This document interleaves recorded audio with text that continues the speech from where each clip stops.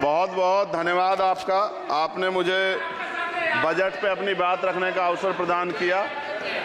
मैं अपनी बात को शुरू करते हुए बहुजन समाज में जन्मे सभी संतों, गुरुओं और महान पुरुषों को नमन करता हूं।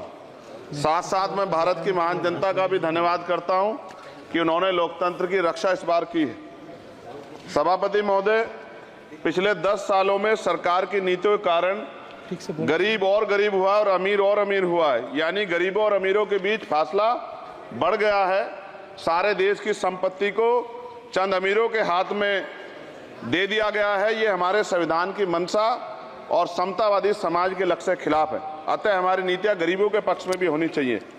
जातिगत जनगणना, SC, ST, OBC यानी कि जो बहुजन समाज के लिए आज जीवन मरण का प्रश्न है, इसके बारे में कोई बात बजट में नहीं की गई है। इसके बाद जनसंख्या के अनुपात में बहुजन समाज को सभी क्षेत्रों में हिस्सेदारी मिलनी चाहिए, तभी बाबा साहब अम्बेडकर का जो सपना है समतामूलक समाज का, वो पूरा होगा।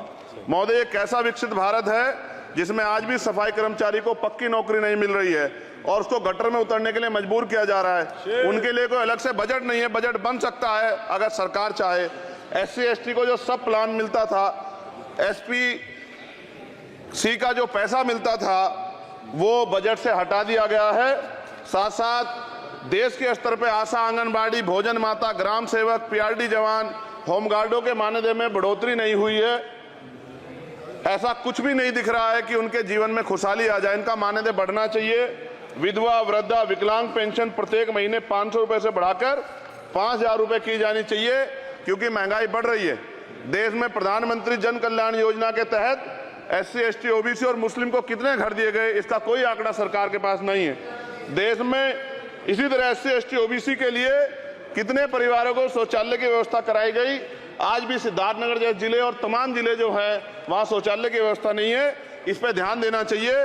देश भर में SC, ST, OBC के जो रिक्त पद पड़े हुए हैं, बैकलॉग भरना चाहिए। सरकार ने कुछ नहीं कहा।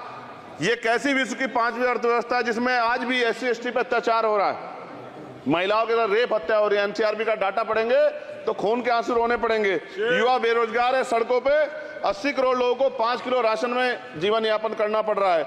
जो बजट SC, ST को मिलता है, मेरे दाएं तरफ जो साथी बैठे उनको बुरा लगेगा, कर्नाटक में 14,732 करोड़ रुपए इन्होंने दूसरी योजना में लगा दिए और मध्य प्रदेश में आपने 95 करोड़ रुपए जो है दूसरे बजट में लगा दिए। हमारा जो मिलता है उसको तो मत छीनो भाई। MSP की लीगल गारंटी कोई बात नहीं हुई है।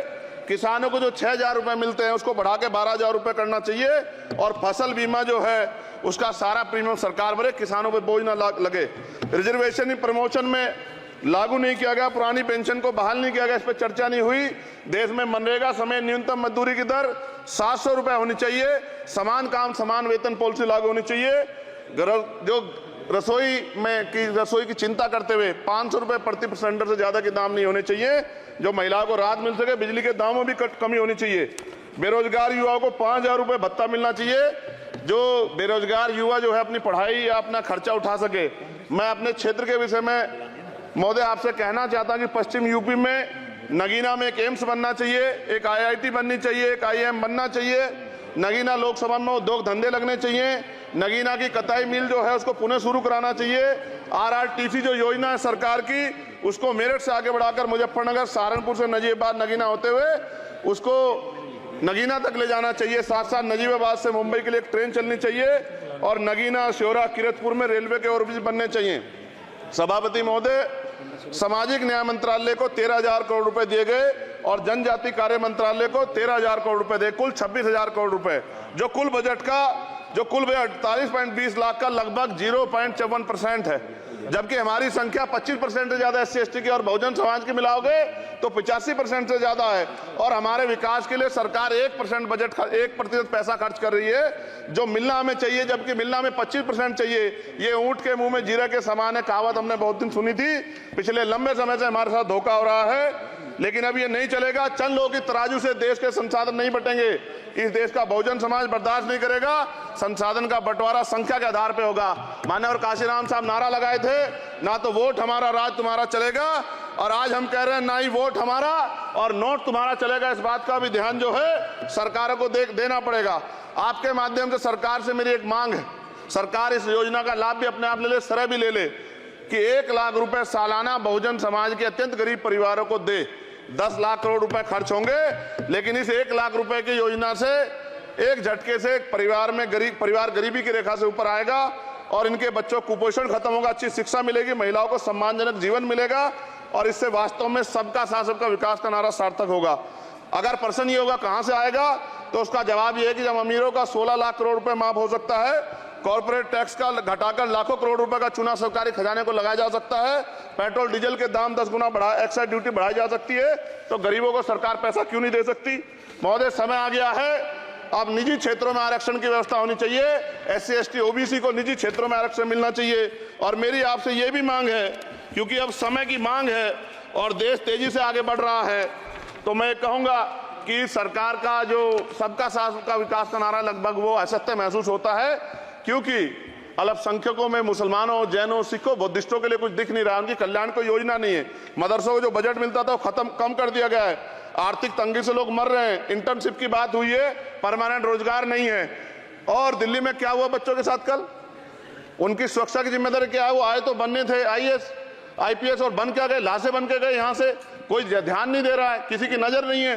साथ साथ मैं आपसे ये भी आग्रह करूंगा कि हम ग्रामीण क्षेत्रों से आए लोग देश से बड़ा प्रेम करते हैं और हम ये महसूस करते हैं कि सरकारें हमें सुनेंगी, सरकारें हमारे बारे में सोचेंगी। लेकिन ऐसा महसूस हो जाता है आज़ादी के 75 साल बाद, और जिसको अमृत काल कहा जा रहा है, आज भी SC ST OBC के लोगों पर अत्याचार हो रहा है। अभी 2 दिन पहले गोली से उड़ा दिया गया गाजियाबाद में और राजस्थान में गर्दन काट दी गई। ये घटनाएं देख कर डर लगता है, घर से निकलते हुए भी कि आने घर वापस लौटेंगे नहीं लौटेंगे। तो मेरा सरकार से आग्रह है, अगर आज़ादी के 75 साल बाद भी हमारी हत्या हो रही है, तो हमारी मां को भी दर्द हुआ होगा जब उसने हमें पैदा किया होगा, हमारी बहनों को भी हमारे खोने का दर्द होता होगा। कैसी कानून व्यवस्था है आपकी, सब कुछ है आपके पास, फिर भी जो है महिलाओं पर रेप नहीं रोक पा रहे हो, हत्याएं नहीं रोक पा रहे हो, गरीबों, दलितों, पिछड़ों, किसानों, मजदूरों की जान नहीं बचा पा रहे हो। किसान सुसाइड कर रहा है, नौजवान सुसाइड कर रहा है, और बड़ी बड़ी बातें होती हैं, इधर भी अच्छे लोग हैं, इधर भी अच्छे लोग हैं, लेकिन अच्छाई तब होगी जब जमीन पे भी कुछ काम दिखाई देगा। और जमीन पे महोदय कोई काम दिखाई नहीं दे रहा है। जब कोई योजना की बात आती है तो सरकार हमसे मुंह मोड़ लेती है। आप बताइए, एजुकेशन का बजट कम कर दिया, हेल्थ का बजट कम कर दिया। मैं अपने क्षेत्र में गया तो आप विश्वास कीजिए, डॉक्टर नहीं है, स्कूल में मास्टर नहीं है, और कोई भर्ती ऐसी नहीं जिसका पेपर लीक नहीं होता है।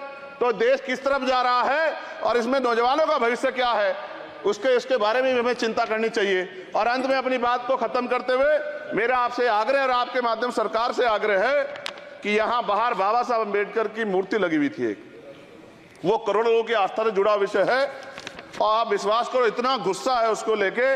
मेरी आपके माध्यम से, मैं हाथ जोड़ता नहीं हूं, लेकिन मैं हाथ जोड़ के आपसे आग्रह कर रहा हूं कि प्रधानमंत्री जी, सरकार से हमारी आग्रह कि वो अम्बेडकर वादियों के सम्मान का ध्यान रखते हुए, उनके जो है दिल की पीड़ा को समझते हुए, उनके दर्द का ध्यान रखते हुए उस मूर्ति को पुनः स्थापित करा दीजिए।